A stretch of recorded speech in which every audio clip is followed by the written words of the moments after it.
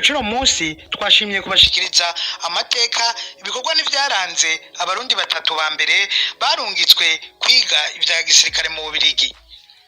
Mu nyuma barajejwe mu mabanga atandukanye mu gihugu, bamwe barabaye muri leta y'u Burundi mu bihe bitandukanye, bose baravuzwe mu byo gutembagaza ubutegetsi, ariko umwe gusa muri bo niwe yashikiriye intebe y'umukuru w'igihugu. Abo ni bande barungitswe mu Bubiligi ryari? Abo sabandi ni Lieutenant General Michel Micombero yatembagaje ubutegetsi mu 1966 acarongora Uburundi gushika mu 1976. Undi ni Kapitene Charles Karorero yabaye G4 mu biro bikuru bya gisirikare, yagirijwe ko yashatse gutembagaza ubutegetsi muri Nyakanga 1969 asharicwa muri Kigarama uwo mwaka nyene.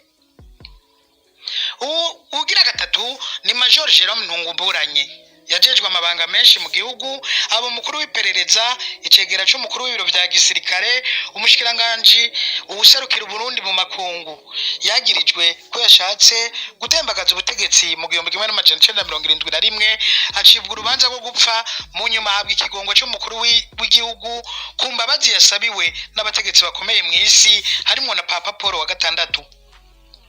Bose uko ari batatu barungitswe kwiga muri École Royale Militaire mu Bubiligi kuwa 18 Ndamukiza 1960.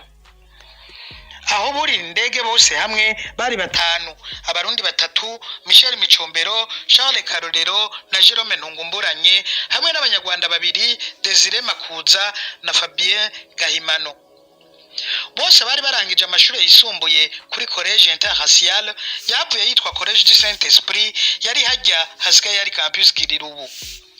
Kiretse Jerome Ntungumburanye yaravuye kuri Collège de Bukavu, aho yiganye na Juvenal Habyarimana. Biboneka ko mu gutora bano banyeshuri batanu bari bagiye kuzovamwo intwaza ngabo za mbere z'abarundi n'abanyarwanda, ababiligi bagerageje kuvanga amoko. Mu Burundi abatutsi babiri n'umuhutu. Hari amakuru menshi avuga ko Michel Micombero bamutoye bazi ko ari umuhutu, mu Rwanda umuhutu n'umututsi. Nkuko amateka y'ibi bihugu bibiri yavuye amera nabi, umututsi nta mahirwe yagize mu gisirikare cy'u Rwanda, umuhutu nawe nta mahirwe yagize mu gisirikare cy'u Burundi. Bose buri indege kuwa 18 Ndamukiza 1960.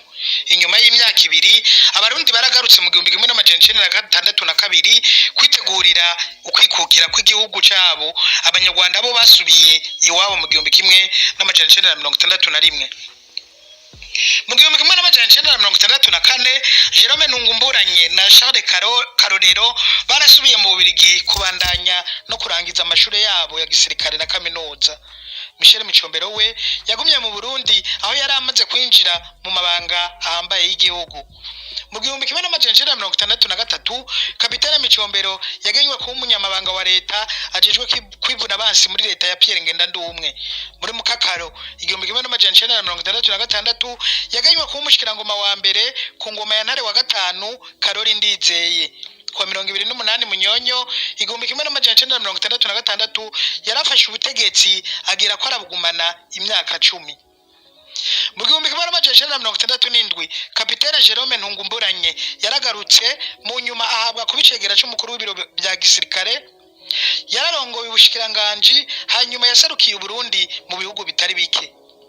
Mu 1971 Major Jerome Ntungumburanye yaragirijwe ko yari kwategura gutembagaza ubutegetsi bwa President Micombero afatanije n'izindi ntwaza ngabo be n'abandi bategetsi bava mu ntara ya Muramvya cyane.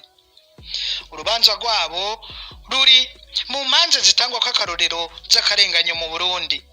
Mu ntango y'1972 Ntungumburanye na bagenzi we baraciriwe imanza zitandukanye, bamwe bahabwa igihano cyo gupfa harimo Major Ntungumburanye, abandi gufunga ubuzima bwabo bwose, abandi imyaka itandukanye y'umunyororo.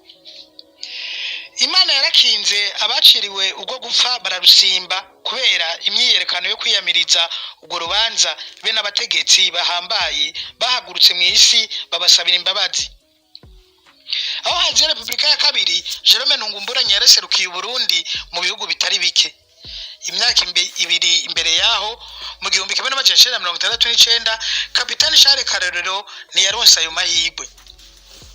Kapitene Karorero yagarutse mu Burundi mu 1968 ari kumwe n'izindi ntwazangabo zibiri z'abahutu zari Nikodemu Katariho na Mathias Bazayuwundi. Muri ico kiringo ukwinubana ko badasangiye ubwoko kwari ko kuragera ku rugero ruteye ubwoba mu batwara Burundi. Imbere yuko izo ntwazangabo zitaha habanje gukwiragira igihuha ko banse gutaha baca bigira mu Rwanda rwa Gregoire Kayibanda umwansi wa mbere wa Michel Micombero kwitegura gutera Burundi.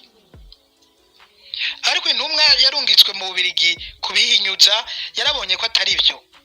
Aho batahiye kapitani Karorero yajejwe logistique mu biro bikuru bya gisirikare G4, Lieutenant Katariho yajejwe kurengora ishuri ry'intwazangabo mu gisirikare, nayo Lieutenant Bazayuwundi arungikwa mu ikambi y'Ingozi. Muri Nyakanga 1969 kapitani Karorero yarahagaritswe yagirizwa ko ariko adategura gutembagaza ubutegetsi cyo kimwe n'abagenzi we Nikodemu Katariho na Mathias Bazayuwundi, bamwe mu bategetsi harimwo n'umushikiranganje Barnabe Kanyaruguru be n'izindi ntwazangabo z'abahutu. Abatari bake muri bo baraciriwe urubanza rwo gupfa, hano harimo za ntwazangabo zitatu be n'umushikiranganje Kanyaruguru, abandi gufunga ubuzima bwose, abandi bihano bitandukanye.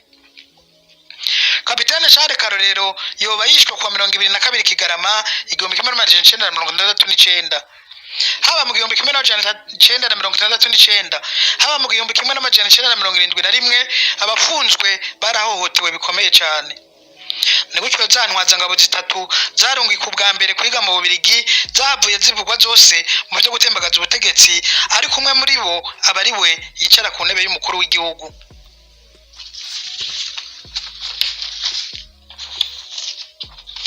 Gushika uyu munsi harajari impari zikomeye kubijanye n'imigambi yo gutembagaza ubutegetsi mu 1969 no mu 1971. Bamwe baremeza ko byabaye, abandi bati nirementanye ry'ubutegetsi bw'ico gihe. Muti w'abanyarwanda babiri bo ibyabo byahereye. Desire Makuza yoba yarajejwe gato kurongora ingabo z'u Rwanda, ariko yaruhiye guhungira mu Burundi aho akomereye ibyo kwica abatutsi mu Rwanda mu 1961. Mu Burundi hari abavuga ko bamuzi nk'uwarongoye ikigo kijejwe ubudandaji ONC, Office Nationale du Commerce, yoba yaranarongoye umugwi w'umupira w'amaguru Tout Puissant Bata ari wo wahindutse Vitalo FC. Fabien Gahimano we yarakomeye mu ngabo z'u Rwanda. Kuwa gatanu Mukakari 1973 Major Fabien Gahimano ari mu ntwazangabo 13 zafatanije na General Major Juvenal Habyarimana gutembagaza ubutegetsi bwa Kayibanda. Gahimano yarabandanije arakomera mu gisirikare cy'u Rwanda. Mu 2009 Colonel Fabien Gahimano yaguye mu Bubiligi iyo yari yarahungiye. Mu gihe cy'ubukoroni ababirigi ntibemera ko Barundi baba basirikare. Ibibazo by'umutekano mu Burundi byari bijejwe ingabo z'abakongomani. Muri Ruheshi 1960 igihugu ca Kongo cari kukiye kica kiratwara ingabo zacu, gutyo Ububirigi busanga butegerezwa kuzana ingabo z'ababirigi. Muri iyo myaka haratororokanijwe Abarundi barenga gato 175 barigishwe ibya gisirikare, abo nibo bavuyemo ingabo za mbere z'Abarundi. Aho Burundi bwikukira bwari bufise igisirikare citwa Armée Nationale kijejwe gukingira imbibe z'u Burundi, be na gendarmerie yarijejwe umutekano hagati mu gihugu.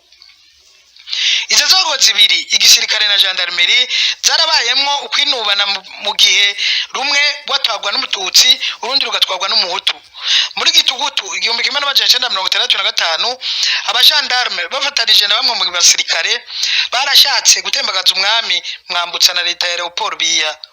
Abasirikare barongowe na kapitene Micombero barahagaritse iryo tembagazwa y'ubutegetsi muri ico kiringo kuva mu 1965 gushika mu 1967 igisirikare cy'u Burundi cyari ciritwa Forces Armées.